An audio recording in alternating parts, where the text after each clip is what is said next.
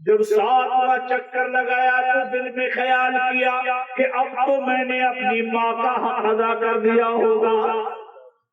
مولانا زکریا لکھتے اپنی کتاب میں کہ اس کو حاتم غیب نے آواز دی، نادان، ابھی تو ماں کا حق ایک رات کا بھی ادا نہیں ہوا کہ کڑاکے کی سردی میں جب تو نے پیشاب کیا تھا ماں گیلے بستر میں سوئی تھی اور تجھے سوکھے بستر میں سلایا تھا۔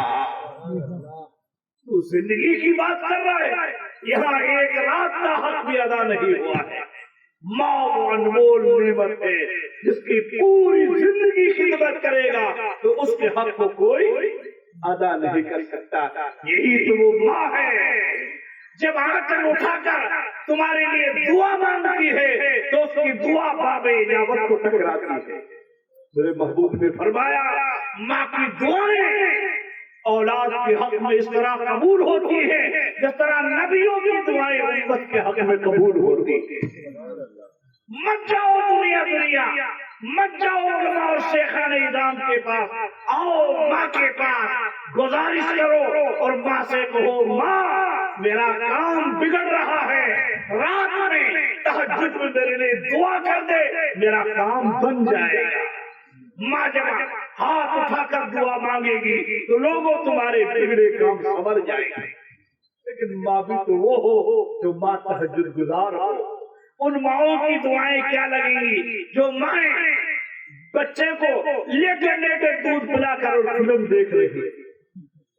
ان کا ماحول تو یہ ہے آج دور حاضر میں ہاتھ میں ریموٹ ہے، من چاہے چینل چلا کر اڑیا فلم دیکھ رہی ہے۔ ان ماؤں کی دعا کا یہ نتیجہ ہے جن ماؤں نے اخلاق و کردار سے زندگی گزاری، ان کے آنچل کے صدقے میں لوگوں نے دعائیں مانگی تو ان کی بارگاہ خدا کی بارگاہ میں ان کے اس آنچل سے اللہ نے باران رحمت کا نزول فرمایا۔ نظام الدین محبوب الہی کی ماں، دلی کے تمام لوگ آپ کی بارگاہ میں آ کر گزارش کرتے ہیں کہ آج پوری دلی پانی کی وجہ سے تراہی تراہی کر رہی ہے۔ اے نظام الدین محبوب الہی دعا فرمائے باران رحمت کا نزول ہو۔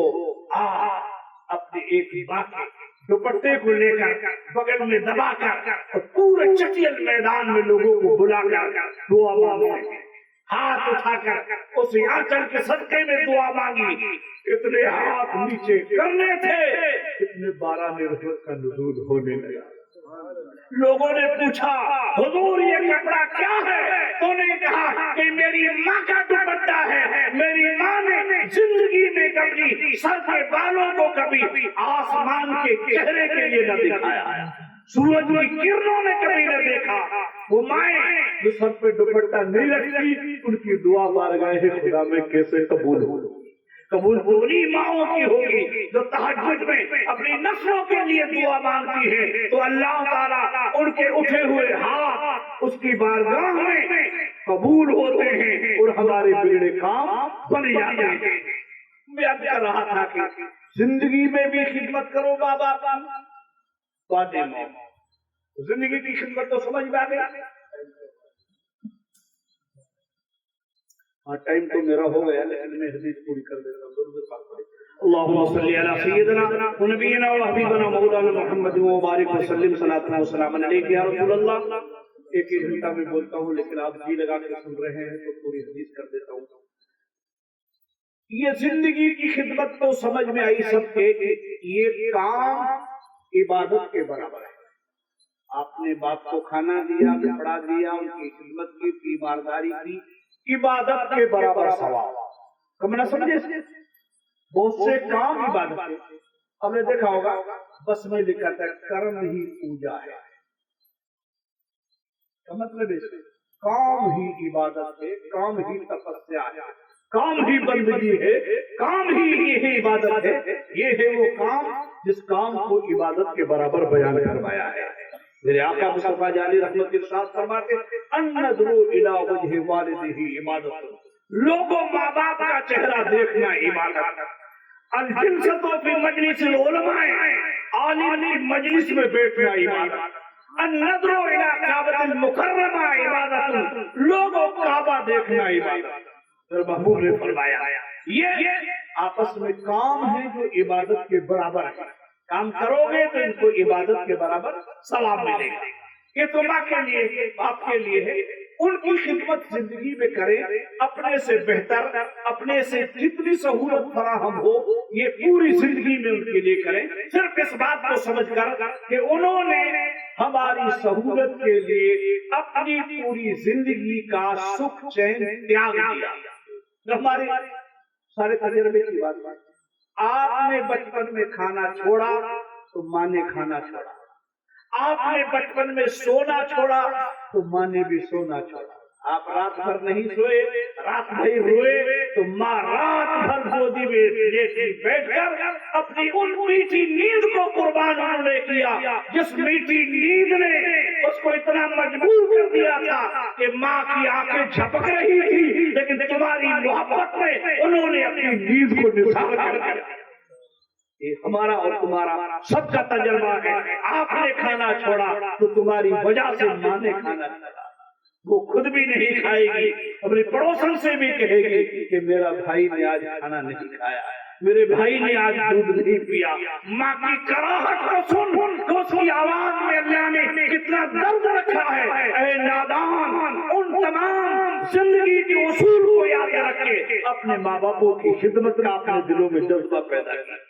انہوں نے قرآن میں بھی فرمایا کما ربیانی صغیرا، جیسا بچپن میں تمہارے مربی بن کے تمہاری انہوں نے تربیت کی ہے، اس تربیت کو یاد کر کے اپنے ماں باپ کی خدمت کے لیے اپنی بازویں بچھاؤ۔ قرآن نے بھی کہا ہے، ارشاد فرمایا وَلَا تَقُلْ لَهُمَا اُفٍّ وَلَا تَنْهَرْهُمَا، ماں باپ کو اگر اف کہنے سے بھی دکھ پہنچتا ہے تو لوگوں ان کو دکھ مت پہنچاؤ، ان کے دکھ کی وجہ سے تمہاری عبادتیں بارگاہ خدا میں قبول نہیں ہوگی، ان کی ناراضگی سے تمہاری تسبیح خدا کی بارگاہ میں منظور نہیں ہوگی، ان کی ناراضگی سے تمہارا صدقہ اللہ کی بارگاہ میں منظور نہیں ہوگا، ان کی ناراضگی سے تمہاری تپسیا اور بندگی تمہارے منہ پر مار دی جائے گی۔ میرے آقا ارشاد فرماتے ہیں رضا الوالد فی رضا الوالد و سخط الوالد فی سخط الوالد، اللہ نے اپنی رضامندی کو ماں باپ کی رضامندی میں رکھ دیا ہے، اپنی ناراضگی کو اللہ نے ماں باپ کی ناراضگی میں رکھ دیا ہے۔